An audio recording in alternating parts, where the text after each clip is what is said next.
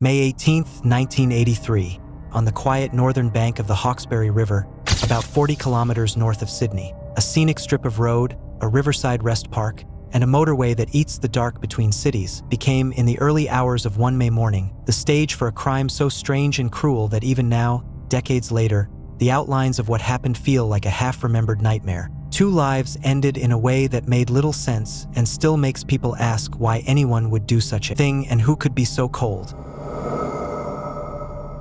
This is a brand new channel. Every subscription helps us tell more of these dark, unsettling stories. If you want more mysteries like this, give a like and hit subscribe, and let's continue our video. On that night, 2 people were found at Darebin Reserve beside the M1. A man, severely burned and motionless in the passenger seat of a burning station wagon, and a woman, found without clothing on the grass nearby, with catastrophic injuries to her head and limbs. The car was alight. Police would later find stains and skid marks in the nearby grass, and an autopsy would tell investigators that both victims had suffered massive internal injuries consistent with blunt force trauma.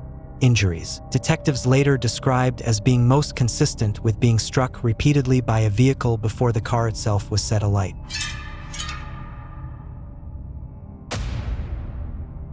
The dead were identified a few days later as 35-year-old Maria Karakatsanis and 38-year-old Demetrius Jim Keyses, and what began as a sparse series of newspaper notices in May 1983 became over time an odd, stubborn absence in public record. A brutal double homicide that generated surprisingly little coverage and that left more questions than answers about motive, method, and the people involved. Listen closely to the scene as it was described then. Ambulance staff, arriving in the early morning and seeing flames where a station wagon should have been, peeled back the edges of that fire and found the severely burned male body in the passenger seat. Nearby lay a woman, her clothes and handbag and other personal items discovered close to the car, along with a driver's license and shoes that suggested 2 people had been there together, or were found there together. But the physical evidence was as cruelly blunt as the injuries. Stains on the grass some meters from the vehicle, skid marks leading to and from the spot, and what witnesses later described as disturbing traces of biological material near the tire marks, disturbing traces of the violence those 2 bodies must have experienced. Detectives on the scene would come up with a theory that reads like something out of a dark, chaotic film, that the victims had been forced from the car, possibly deprived of their clothing, chased across the reserve and repeatedly run over by a motor vehicle, then loaded or left in the station wagon, which was then deliberately set on fire. The nickname given to the file by some homicide officers was chilling in its matter-of-factness. The Wild One Murders, a reference to a popular bikie movie that featured a similar car chase terror in a park, and an attempt by investigators to make sense of something that, at first blush, suggested either intimate rage or senseless, thrill-seeking cruelty. Who were the 2 people whose names would be printed in a small, terse police bulletin and then almost vanish from public view? Maria, whose full life remains stubbornly obscure in public records, appears in government files and in a handful of columns as Maria Karakatsanis, with numerous variations of that last name showing up in different records. In her mid-30s and living in the eastern Sydney suburb of East Lakes, her age at death is put at 35. Demetrius, known to family and friends as Jim, is easier to trace in fragments. A man born in the mid-1940s with Greek heritage, a married father who lived with his family in western Sydney at Wallen, who had been married in 1970 and who left behind children and a funeral notice placed in local Greek Orthodox circles. The brief contemporary accounts emphasized what the community found sensational. Demetrius was married. Maria was described as his lover. They were found at a lover's lane. But beyond those surface facts, the paperwork and the press leave a dozen hollows. No clear motive published. No named suspects announced. No satisfying investigative trail that the public could follow. The funeral notices and burial records tell us where they were put to rest, and websites that collect memorial information list their dates, but they do little to answer the fundamental human questions. Who attacked them, and why? If we step back and look at the clues the police did talk about, they point to 2 broad and troubling possibilities, and both of them sit uneasily with what we know. One option is that this was a personal crime. Someone who knew about the affair, someone motivated by jealousy or a sense of outrage, tracked the couple and punished them with an almost mythic theatrical cruelty. This account is tempting because of the intimacy implied. The victims, so the early reports suggested, were engaged in a private encounter at the reserve, and the presence of their clothing and a handbag implies privacy interrupted. On the other hand, the ferocity and the method, repeated strikes by a car and then burning the vehicle, could equally point to a group of people committing a thrill or predatory attack, an opportunistic gang of youths or hoodlums, as police at the time speculated, who stumbled upon the couple and escalated shock and violence into murder. The fishermen who later said they saw two cars pull off the motorway around midnight introduce another wrinkle. I saw two cars pull off the motorway late last night, right over there by the water. Were there multiple vehicles involved? And if so, was one the couple's and the other their assailants? Waiting in the dark? That sighting could support both scenarios. Either the couple were tailgated and ambushed by someone who followed them, or they were simply at the wrong place at the wrong time in a second car, occupied by strangers, pulled into the reserve and committed an act of random or sadistic violence. The fact that investigators publicly appealed for sightings of a white 1974 station wagon traveling from the eastern suburbs to the rest stop suggests they were certain, at least at one point, that Demetrius' car, the same station wagon in which he was found, had some connection to vehicles seen on the motorway that night. But motive alone doesn't stitch the case together. The question of method, the repeated running over of people in a park, feels like both message and method, as if the killers either wanted to make the deaths look like something that would be written off as a macabre accident or deliberately wanted to humiliate and terrorize. The subsequent torching of the station wagon adds another layer. Burning a car can be a crude attempt to destroy evidence, to remove DNA, clothes, fibers, or fingerprints, but in 1983 forensic science had fewer of the molecular methods we rely on today. An accelerant, if used, could signal premeditation, or it could simply be an opportunistic way of ensuring there were no witnesses left to identify the culprits. There's also a darker possibility that the arson itself was meant to obliterate any sign of identity in a symbolic act of final humiliation. One small, human detail that lingers: items from the scene, a handbag, a provisional license, shoes were recovered. Those things could have tied a perpetrator to the hour and the place, but if records of any forensic matches exist, they have not been made public. The public record dries up quickly after the initial reports, and that silence is part of what has kept the case alive online among amateur researchers and local historians. A brutal event, and then a vacuum. Over the years, fragments of the story have surfaced in different corners: family memorials, grave records, local lists of victims, and, more recently, compilations of unsolved cases along the NSW North Coast that name Maria among other women who disappeared or were murdered around the same period. Those lists are important for two reasons. First, they formally recognize victims who have been underrepresented in public memory. Second, they indicate that, in certain circles of government and advocacy, this case is still active enough to be included in reviews or question and answer papers about cold cases and DNA holdings.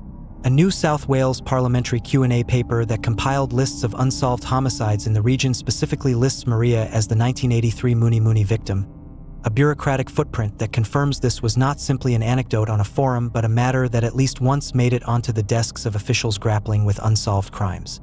For families who live with an unsolved death, official recognition can be a small but vital thing. For investigators, inclusion on a list can open the door to re-examining evidence with newer techniques or to cross-referencing with other crimes. But in the public sphere, the press clips are short and then gone, and the people who might have known more, neighbors, friends, witnesses, have either passed away or remained silent. There are difficult, whispered lines of speculation that circle this case like vultures, and as a storyteller I have to put them on the table because unsolved crimes live in the space between fact and theory. One theory is simple and bitter: a spouse or family member discovered the affair and exacted revenge. This would explain the personal ferocity, the staging of the victims in a way that humiliated them, and the suggestion in a child's later online comment, posted years after the event on a memorial page, that the family knew more but feared reprisal. If that comment is authentic, it implies suspected killers with reach and the power to make a family feel threatened enough to step back from a public hunt for justice. But it's also possible the killings were the work of opportunists or thrill seekers, young men seeking excitement who escalated an encounter into an atrocity. Groups like this have been responsible for appalling acts before, and the police's suggestion early on that hoodlum thrill killers might be responsible points in that direction. Finally, there is a third possibility, colder and stranger: that the killers were strangers who targeted lovers' lanes because they knew of them, because such places offered anonymity and vulnerability.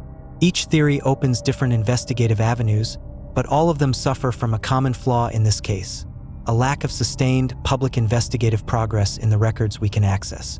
If you try to reconstruct the timeline of the evening from the fragments we do have, you get a ragged, terrifying picture. Just after midnight, 2 cars pull off the motorway and into the reserve. At some point, a fire is seen and emergency staff respond, only to find the station wagon ablaze and 2 people either inside it or beside it. Police collect scattered articles, and in the days that follow they identify the victims and appeal to the public for any sightings of a white 1974 station wagon or knowledge of the couple's movements the night before. A funeral is held weeks later, 2 graves are filled, and the case recedes from the newspaper columns into the stacks.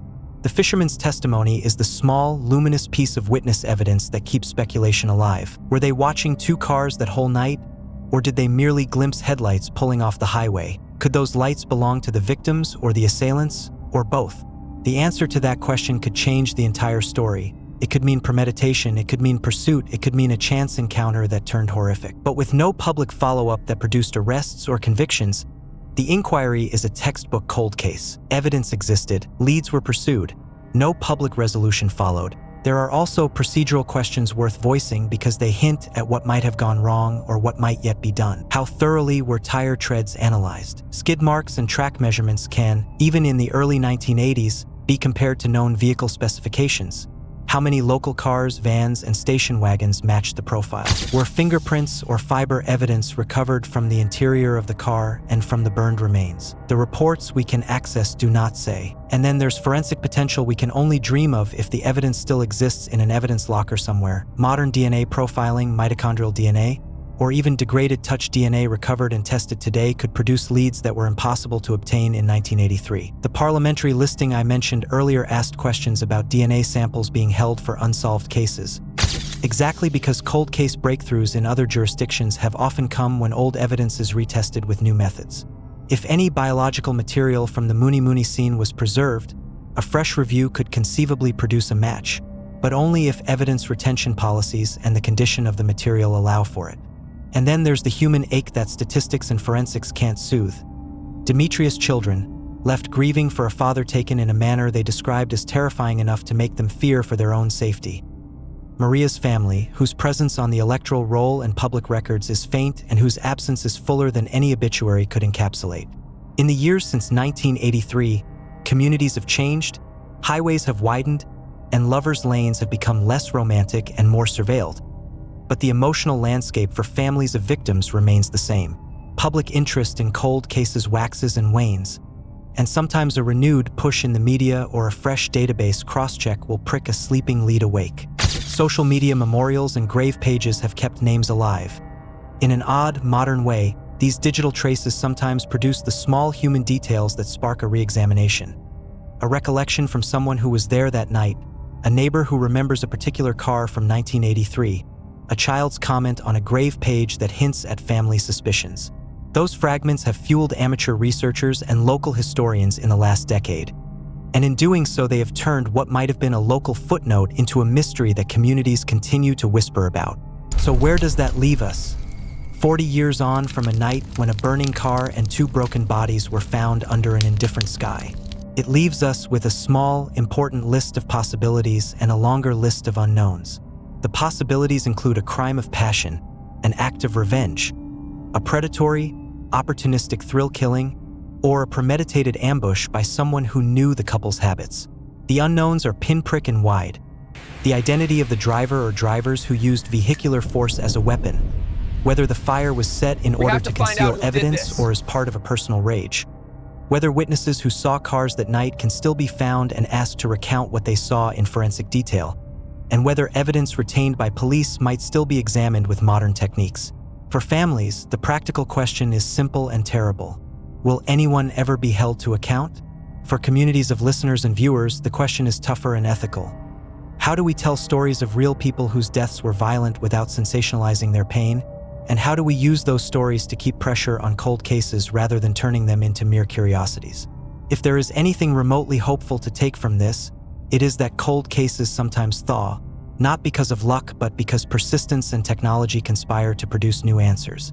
Names once reduced to lines in a death registry can be restored to fuller lives in public memory, and small details saved by family members or recalled by old friends can become the thin threads detectives use to stitch a case back together. The parliamentary acknowledgement that Maria's case remains unsolved is itself a form of oxygen for a cold file. It allows advocates to request information, it allows police to be asked publicly about evidence retention, and it keeps the case present in institutional memory rather than erased by time. For anyone watching or listening now, if you have family memories, old photographs, or recollections of cars and faces in the area that night, however small, those scraps matter. They can matter enough to reopen an investigation or at least to give a grieving family one more shot at the truth. 40 years after the flames at Durubban Reserve, Maria and Demetrius remain names we say, allowed to remember people who were once alive and loved. A woman in her mid-30s whose life is scarce in the archives. A man called Jim whose funeral was held in the Greek Orthodox tradition and whose children still place flowers on his grave. Their deaths were violent, bewildering, and, as far as the public record goes, unanswered. That absence is not merely investigative. It is moral. We can, at the very least, do the work of keeping their story present, of asking the same hard questions their investigators asked in 1983, and of refusing to let such a vivid example of human cruelty sink entirely beneath the wheels of time. If you take anything from this telling, let it be that patience, attention to small details, and the willingness to look again at old evidence can sometimes be the difference between silence and justice.